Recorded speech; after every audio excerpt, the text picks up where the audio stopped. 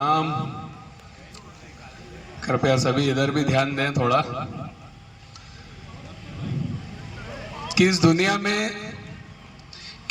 में दो चीज ऐसी हैं जिसे हम अगर दुनिया को दे तो हमारा कुछ भी नहीं जाता है। वो दो चीजें हैं।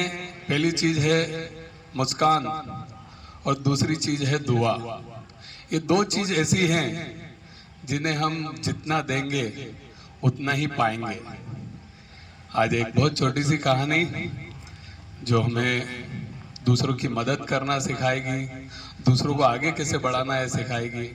देखिए, दुनिया का एक रूल है, इस रूल को आप अच्छे से समझ लीजिए और इसके अलावा कोई रूल नहीं है। ये मैंने भी फाइंड आउट किया, बहुत सारी जगह देखा, समझा और इसको करके भी, प्रैक्टिकल करके भी देखा।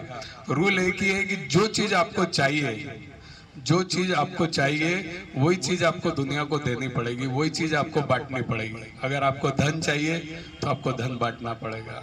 आपको जो चीज चाहिए वो चीज बांटना, आपको इज्जत चाहिए, आपको सम्मान चाहिए तो वो चीज देना पड़ेगी, तो वो आपको मिलेगा। आपको तालियां चाहिए तो आपको दूसरों के लिए तालियां बजाना पड़ेगी। मतलब जो चीज आप देंगे वो कई गुना होकर आपको मिलने वाली है। बस यही प्रकृति के आकर्षण का नियम है। तो इस नियम को समझें कि जो चीज हमें चाहिए वो हमें देना पड़ेगी, बांटना पड़ेगी। एक छोटी सी कहानी है आज की। एक बहुत बड़ा बिल्डर होता है, वो अपनी कंस्ट्रक्शन साइट पे जाता है, अपनी ऐसी गाड़ी से उतरता है और सिगरेट विगरेट निकालता है, सिगरेट पीने लगता है। इतने में देखता है कि एक छोटा सा बच्चा, 10-12 साल का एक बच्चा वहां पर मजदूरी कर रहा होता है। उसे देख के बड़ा आश्चर्य होता है कि यार, मेरी कंस्ट्रक्शन साइट पे इतना छोटा बच्चा कैसे मजदूरी कर रहा है। सिगरेट को फेंकता है, वो तुरंत बच्चे के पास जाता है। वो मजदूर वो जो बच्चा है बड़े बड़े मजदूरों के साथ ईंटें उठा के, 10-12 साल का बच्चा बड़ी मेहनत से ईंटें उठा के उनके साथ जा रहा होता है। वो तुरंत उसके पास जाता है, उससे ईंटें फेंकवाता है और उसको हाथ पकड़ के साइड में लेके आता है और बोलता है, तुझे यहाँ काम पे किसने लगाया? बड़ा नाराज होके बोलता है, क्योंकि वो अंदर से जब जाता है, उसको लगता है कि यार, इतने छोटे से बच्चे से मजदूरी कौन करवा रहा है।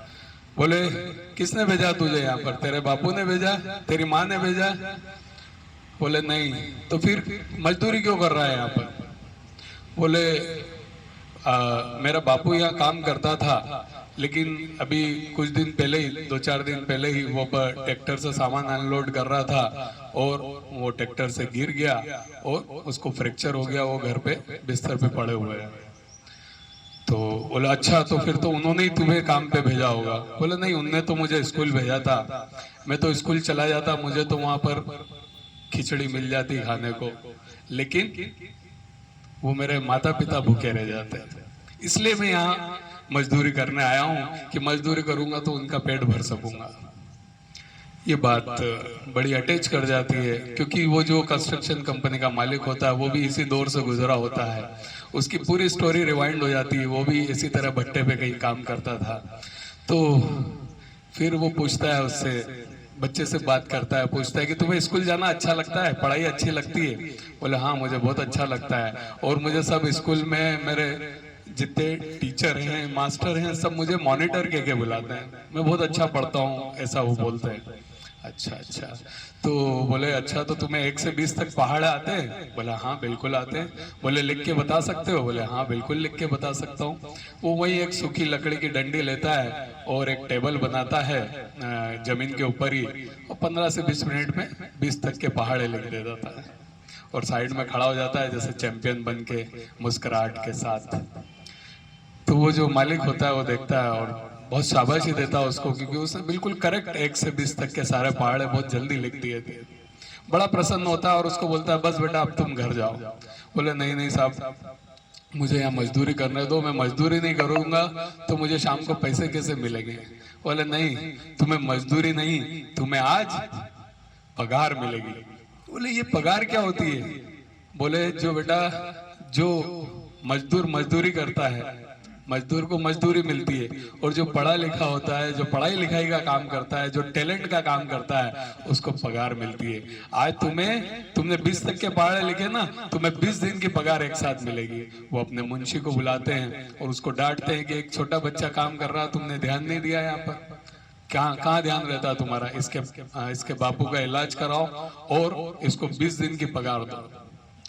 बच्चा खुश हो जाता है और बच्चे को फिर वो जाते जाते बोलता है कि बेटा अगले 20 दिन के बाद आओ तो 20 से 40 तक के पहाड़ याद करके आना, मैं तुम्हें 40 दिन की पगार दूंगा।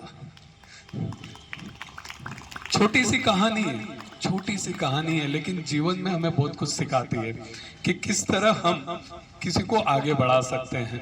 मुंशी था, वो इग्नोर कर रहा था उस बात को, लेकिन यही बात उस मालिक ने समझी और उसकी स्थिति को समझा और उसको आगे बढ़ाने का प्रयास किया। जिंदगी में हम भी जब भी मौका मिले किसी को भी हमें आगे बढ़ाना चाहिए। शिक्षा अगर हम किसी को दिला सके तो बहुत अच्छा पुण्य का कार्य है, किसी को शिक्षित करना, किसी को आगे बढ़ाना। तो कहते हैं अभी जैसे बात हुई कि 2 चीज देने से हमारा कुछ भी नहीं जाता है। पहली चीज है मुस्कान और दूसरी चीज है दुआ।